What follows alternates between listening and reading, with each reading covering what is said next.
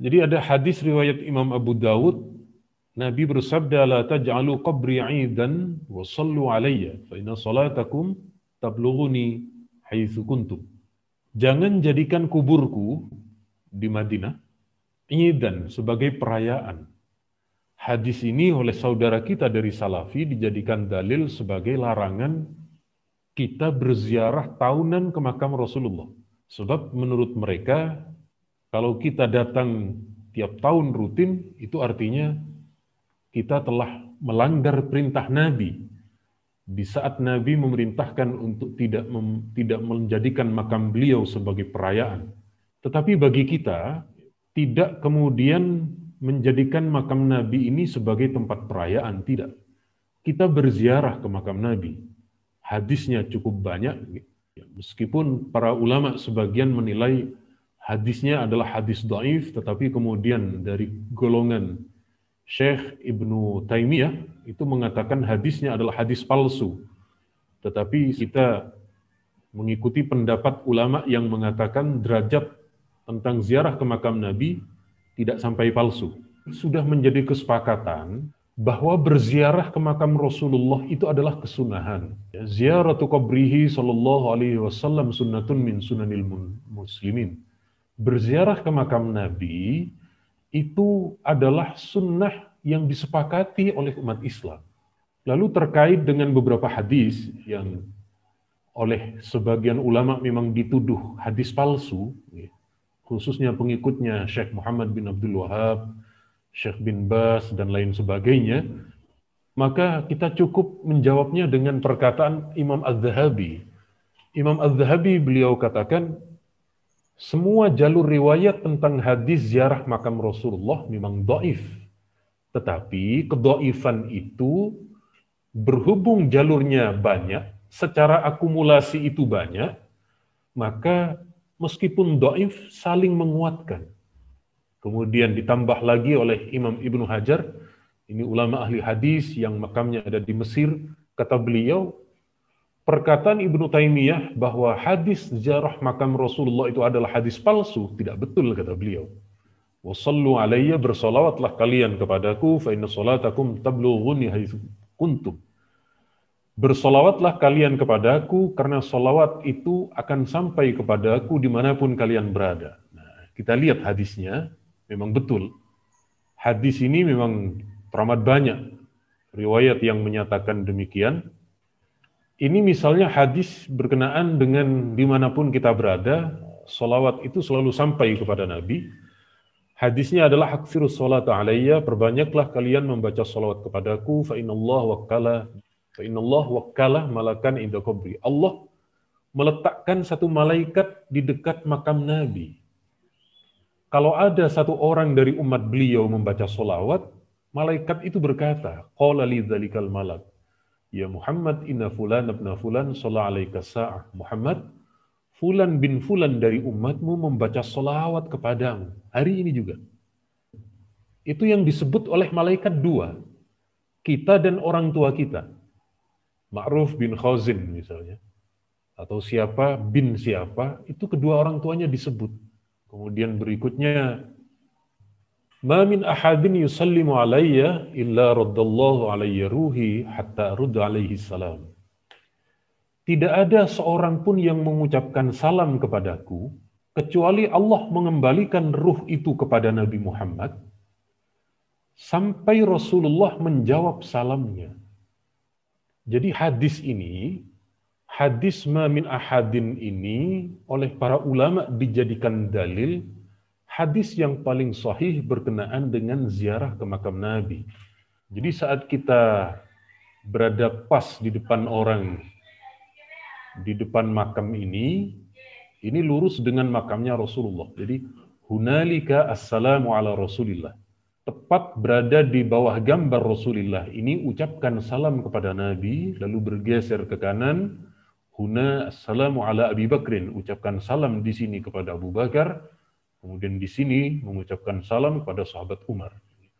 Itu yang berkenaan dengan bacaan salawat dan salam di mana Rasulullah mengetahui dan Nabi menjawab terhadap kita. Berikutnya adalah anjuran memperbanyak sholawat di hari Jum'ah. Jadi ada hadis riwayat Imam At-Tirmidzi bahwa Rasulullah Shallallahu Alaihi Wasallam bersabda, "Aulan nas bi yaumal qiyamah aktsaruhum alayya shalah." Mereka yang paling banyak salawatnya kepadaku adalah orang yang paling berhak. Nah, paling berhak itu apa maksudnya? Aulan nas bi, yang dimaksud dengan paling layak dengan Nabi, itu para ulama memberi dua penafsiran. Pertama adalah manzilatan, kedudukan. Jadi yang paling layak bersama dengan Nabi di surga. Jadi manzilatan itu kedudukannya paling dekat dengan Rasulullah. Itu yang paling banyak salawatnya. Penafsiran yang kedua, bi syafaati. Orang yang paling layak mendapat syafaatku. Kalau mendapat syafaat, begitu orang tadi ada di neraka, mendapat syafaat Nabi karena sering bersolawat, maka masuk surga. Tetapi ke surganya belum tentu berkumpul dengan Nabi. Itu konsekuensi dari penafsiran ulama yang kedua. Tetapi kalau penafsiran ulama yang pertama, itu biman zilati, orang yang paling dekat dengan Nabi. Surganya, meskipun kita berbeda levelnya dengan Rasulullah, tetapi paling tidak kita dekat. Untuk setiap saat misalnya ingin berjumpa dengan Nabi, oleh Allah dipermudah. Kemudian kapan kita dianjurkan membaca sholawat itu untuk sebanyak-banyaknya? Anjurannya adalah hari Jum'ah. Ini hadisnya panjang. Jadi hari yang paling baik di antara 7 hari itu adalah hari Jum'ah. Maka perbanyaklah kalian semua membaca salawat kepadaku di hari Jum'ah, karena salawat kalian oleh Allah dihaturkan kepadaku. Tadi hadisnya sudah. Berapa jumlah yang dibaca oleh sahabat? Ternyata sahabat itu, kalau di hari Jum'ah, itu membaca salawatnya 1000 kali. Ini terdapat dalam riwayat yang disampaikan oleh sahabat Ibnu Mas'ud. Ibnu Mas'ud ini berkata, tadi Ibnu Mas'ud yang meriwayatkan orang yang paling berhak bersama dengan Nabi itu, ya juga Ibnu Mas'ud. Makanya beliau berkata kepada Zaid bin Wahab, kalau kamu di hari Jum'ah, jangan kau tinggalkan membaca sholawat 1000 kali. Ini ada sahabat itu ibadahnya sudah bagus, beliau berkumpul dengan Nabi, sudah satu masa dengan Nabi, sholawatnya 1000. Tadi disebutkan oleh Nabi, orang yang paling layak mendapat syafaat atau kedudukan adalah yang paling banyak sholawatnya. Kita dari segi kualitas ibadah tidak sama dengan sahabat.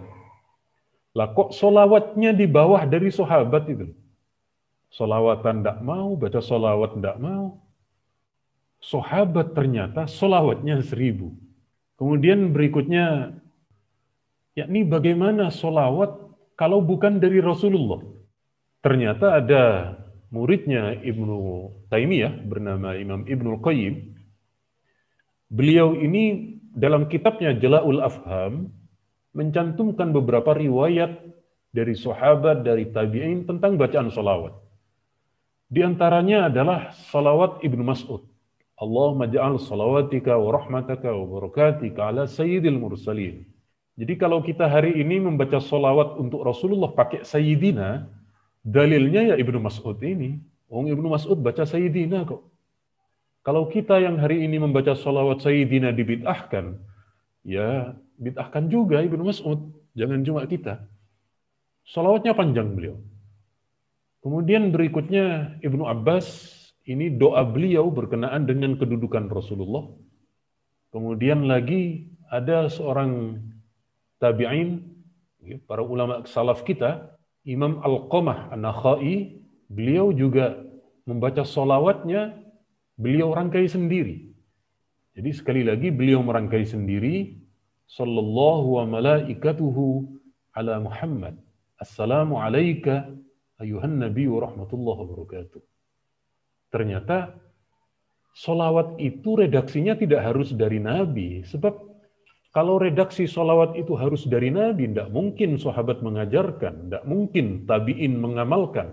dengan merangkai sendiri, dengan menyusun sendiri. Imam kita juga, Imam Muhammad bin Idris bin Syafiq, beliau merangkai sendiri bacaan sholawat itu. Bagaimana di sini beliau katakan sallallahu ala Muhammad adada ma dzakarahu dzakirun wa adada ma ghafala an dzikrihil ghafilun, dan seterusnya. Bahkan kita temukan satu sholawat redaksi dari Sayyidina Ali yang begitu panjang. Allahumma dahiyal madhawat. Panjang ini beliau, sholawatnya ini. Ternyata, kalau bacaan rangkaian sholawat itu bukan dari Rasulullah, tidak ada masalah. Nah, sekarang yang sering dipermasalahkan itu adalah ketika sholawatnya berupa lantunan syair. Artinya sholawat itu bukan kalimat nasar, tetapi kalimat berupa kalimat nadham. Kita lihat terlebih dahulu, ada sekian banyak permasalahan bagi kita dalam membaca sholawat. Ada yang sholawatan kita ini disertai dengan rebana, alat musik. Maka kita lihat terlebih dahulu, kalau itu berupa terbangan tidak ada masalah. Ya. Sebab dulu di zaman Nabi sudah sering mendengar beberapa sahabat perempuan menebu terbang. Ini ada sahabat perempuan, beliau matur kepada Nabi, Nabi, saya punya nazar, kalau engkau pulang dalam keadaan selamat dari perang, saya akan menebu terbang di hadapanmu. Nabi berkata, lakukan nazarmu. Sahabat ini menebu terbang. Nah, jadi kalau berupa terbangan tidak ada masalah. Nah, di lingkungan kita ini paling banyak. Di masjid, remaja masjid, majelis taklim, itu ada terbangannya. Lalu bagaimana kalau hari ini kita sering mengucapkan salawat salam itu dalam bentuk syair? Ya Nabi salam alaika, ya Rasul salam alaika. Kita lihat dulu, syair itu bukan nyanyian, ya. Jangan samakan dengan nyanyi lagu-lagu dangdut ataupun orkes-orkes zaman sekarang. Enggak. Nabi juga bersyair. Ini syair Nabi dalam riwayat Bukhari. Wallahi laula anta mahtadaina wala tasaddaqna wala sallaina fa anzilan sakinatan alaina innal ula qad abaw alaina. Riwayat Bukhari. Nabi mengeraskan suara dalam bersyair itu. Ketika Nabi dan para sahabat menggali tanah di sekitar Madinah, mereka, para sahabat, membaca syair. Nahnu alladhina baya'u Muhammadan 'alal islami ma bakina abada. Sahabat ini bersyair, bersajak. Kalau di sini orang Betawi berpantun. Ketika ada sahabat yang mengucapkan syair dengan bersajak ini, Nabi menjawab dengan bersajak syair Nabi. Allahumma innal khaira khairul akhirah faghfir lil ansari wal muhajirah. Ungkapan Rasulullah dalam menjawab kepada sahabat itu juga bersyair. Berarti syair menggunakan sajak, menggunakan ritme tertentu dalam bahasa sekarang, menggunakan nada tertentu, tidak ada masalah. Nabi menjawab. Nabi juga melantunkan itu. Maka kalau bersyair itu tidak ada masalah, lalu sholawat juga diperbolehkan, maka ketika untayan kalimat sholawat dimasukkan ke dalam syair, tidak ada yang salah. Sama-sama boleh. Lalu tadi terbangannya boleh. Juga tidak masalah kalau digabung. Jadi ada sholawatan, ada syairan, ada terbangan. Tidak ada masalah, sebab masing-masing dari ketiganya ini memiliki dalil tersendiri yang diperkenankan dan diperbolehkan. Ini lagi ada bagaimana dulu sahabat ketika datang berjumpa dengan Nabi, mereka sambil menggerak-gerakkan tubuh ketika memuji Nabi. Jadi di dalam hadis riwayat Imam Ahmad ini ada sekelompok sahabat dari negeri Habasyah, dari negeri Ethiopia. Mereka ini menari-nari di depan Rasulullah. Muhammadun abdun salih. Lalu kemudian Nabi tidak mempermasalahkan dan Nabi tidak menegurnya. Kemudian ini Nabi disambut oleh perempuan-perempuan Madinah dengan bacaan syair dan juga terbangan tadi. Kata sahabat ini yang diriwayatkan oleh Imam Ibnu Majah, "Nahnu jawarin min banin najjari ya habbaza Muhammadun min jari."